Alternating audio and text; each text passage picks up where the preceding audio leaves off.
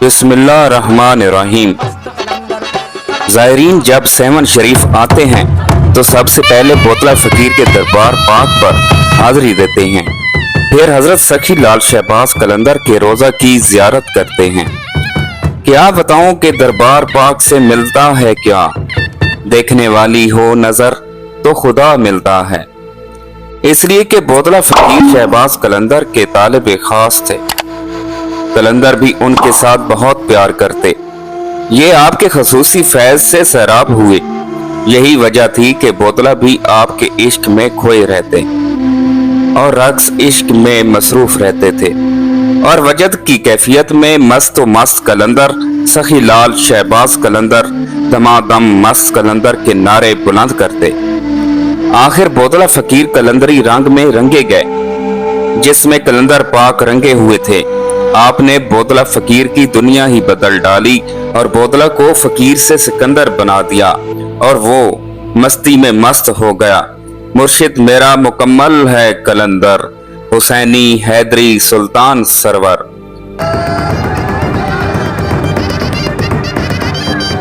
याद रहे कि बोतला फ़कीर सेवन में अपने मुर्शिद पाक के हुक्म से कलंदर की आमद से पहले आए और जहां आकर कदीमी किला के करीब कयाम किया जहां आजकल आपका दरबार है।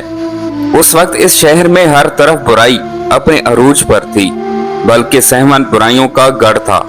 यहाँ एक अजाश और जालिम राजा चौपट हुक्मरान था। इस बददिमाग राजा के जालिमाना किस्से हर जुबान पर आम थे।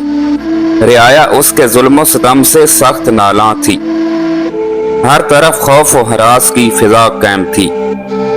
लोग इस जालिम हुक्मरान के जालिमाना सलूक से बहुत परेशान सहम में रहते थे। ये सेवन के मशहूर कदीमी किला के अंदर महल था, इसमें राजा रहता था। बोतला फ़कीर ने सेवन में अपने मुर्शिद के पैगाम अमन को लोगों तक पहुंचाना शुरू कर दिया। मोहसन इंसानियत हजरत मोहम्मद सल्लल्लाहु अलैहि वसल्लम की रिसालत के नूर से रोशनास कराया और इंसानियत का दर्स दिया। अमन की शम्मा रोशन की। आप रात को इबादत करते और सुबह को रोजे रखते।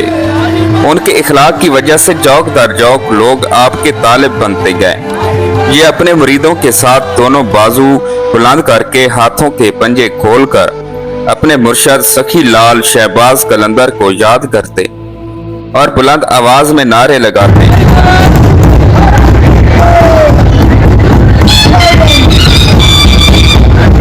इन मस्ताना वार नारों से अक्सर चौपट राजा भी आगाह होता रहता। उसने मालूम किया ये कौन है तो उसके हामियों ने राजा को बतलाया कि ये शहबाज कलंदर का मुरीद खास है और मजजूब है, इसको बोतला कहते हैं।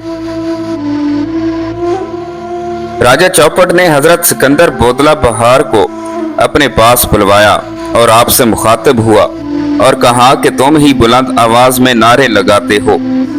मैं उन नारों की आवाज किला में सुनता हूँ। बोतला ने जवाब दिया, हाँ मैं ही अपनी संगत के साथ ऊंची आवाज में नारे लगाता हूँ। राजा चौपट ने कहा, क्यों? बोतला फ़कीर ने जवाब दिया, मैं अपने मुर्शिद को याद करता हूँ क्योंकि मेरा मुर्शिद हजरत साईं सखी लाल शहबाज कलंदर है। ये कहकर बोतला पर मजजूबी कैफियत तारी हो गई और बुलंद आवाज में राजा चौपट के सामने नारे लगाने शुरू कर दिए।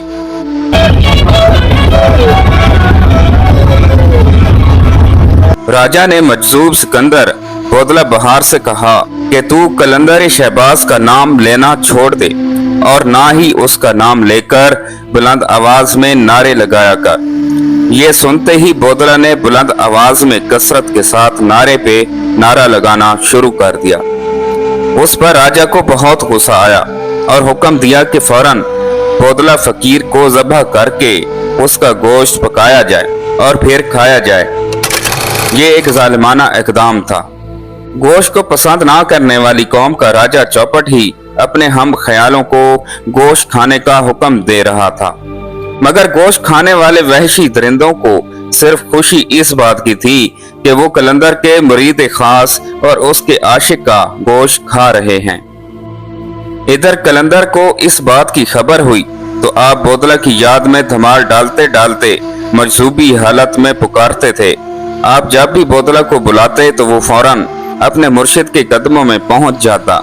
मगर इस बार यूं हुआ कि जैसे ही कलंदर ने बोतला को बहुत ऊंची आवाज में पुकारा तो किला में पोशीदा बोतला की कातिल, बोतला का गोश्त पकाने वाले और खाने वालों की हालत खराब हो गई।